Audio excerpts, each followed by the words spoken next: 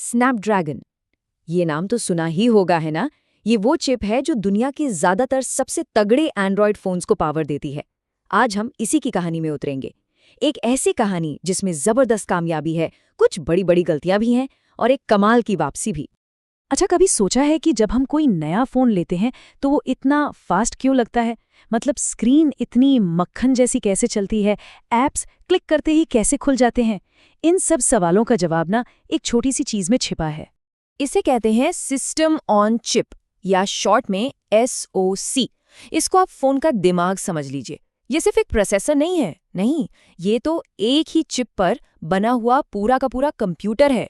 Phone का हर काम, मतलब कैमरा चलाने से लेकर हैवी गेमिंग तक, सब यही संभालता है।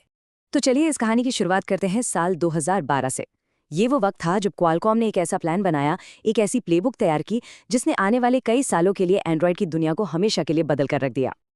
देखिए, उस दौर में ज्यादातर कंपनियां ना बने बनाए CPU कोर इस्तेमाल करती थीं, पर क्वालकॉम ने कुछ अलग किया। उन्होंने अपने खुद के क्रेट कोर डिजाइन किए। लेकिन असली गेम चेंजर पता है क्या था? हर कोर अपनी जरूरत के हिसाब से अपनी स्पीड कम या ज्यादा कर सकता था। इससे बैटरी की जो बचत होती थी वो कमाल की थी। नेक्सस 4 जैसे फोन्स में यही चिप थी और इसने फ्लैगशिप फोन के एक्सपीरियंस को एक नया मतलब दे दिया।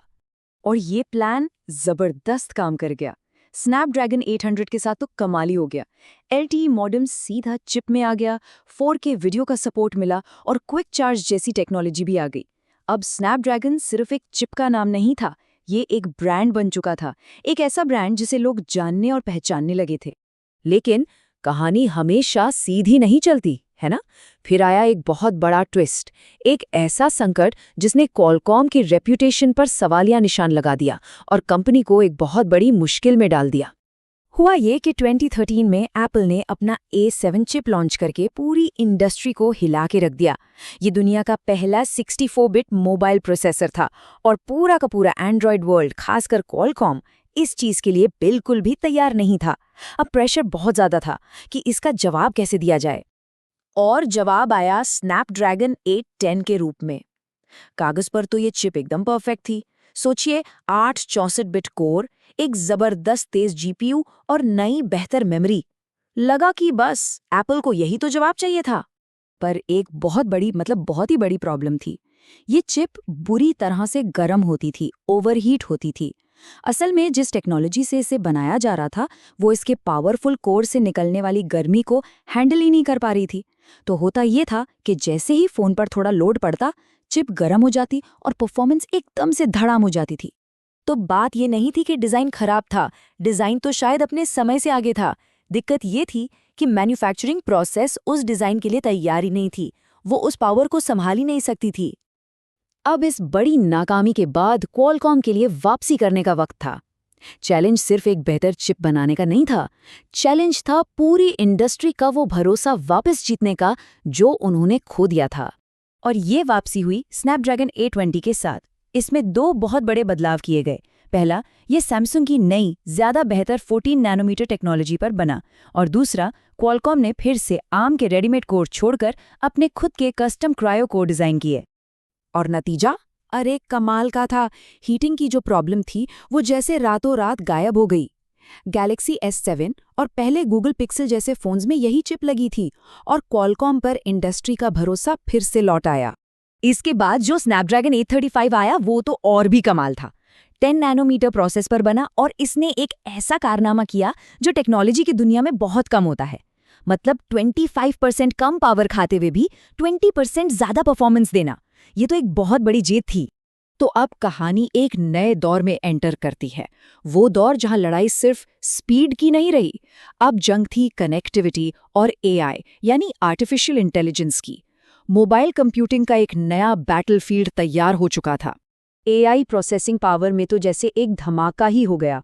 आप अंदाजा लगाइए, सिर्फ 3 जनरेशन में स्नैपड्रैगन 855 के 60 टॉप्स से हम 888 में सीधे 26 टॉप्स पर पहुंच गए। साफ था, AI ही मोबाइल का फ्यूचर है। लेकिन जैसा कहते हैं ना, हिस्ट्री रिपीट्स इटसेल्फ। इतिहास ने खुद को दोहराया। वो जो 810 वाली गलती थी वो एक बार फिर होने वाली थी। और मजे की बात यह है कि इसका सल्यूशन भी सिर्फ एक छोटे से बदलाव में छिपा था। स्नैपड्रैगन 8 Gen 1 आया, सैमसंग की फैक्ट्री में बना था और फिर से वही हीटिंग की दिक्कतें आने लगी। लेकिन इस बार क्वालकॉम ने सिर्फ 6 महीने इंतजार किया और 8+ Gen 1 लॉन्च कर दिया। चिप बिल्कुल वही थी, डिजाइन में कोई बदलाव नहीं, बस एक चीज बदली, फैक्ट्री। सैमसंग की जगह अब इसे TSMC बना रहा था और नतीजा 30% ज्यादा पावर एफिशिएंट और 10% ज्यादा तेज। इससे ये बात साफ हो गई कि चिप कौन बना रहा है, इससे कितना ज्यादा फर्क पड़ता है।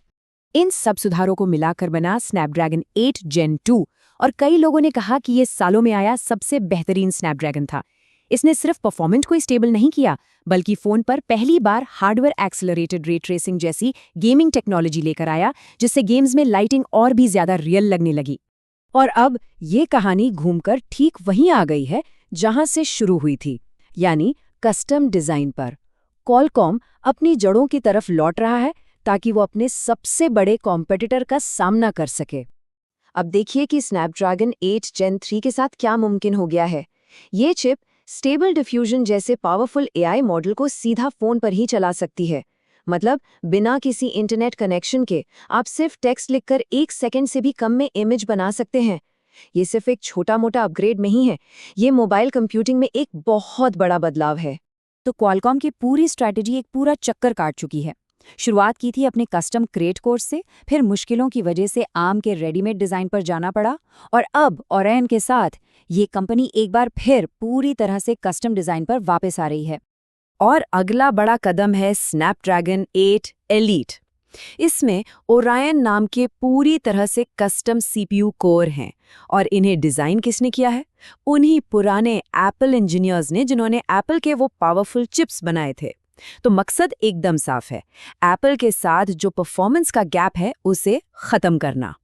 तो इस पूरे सफर से एक बात तो बिल्कुल साफ हो जाती है, स्मार्टफोन का प्रोसेसर अब सिर्फ एक प्रोसेसर नहीं रहा, वो एक AI प्रोसेसर बन चुका है। और आने वाले कल की असली लड़ाई इसी नए मैदान पर लड़ी जाएगी।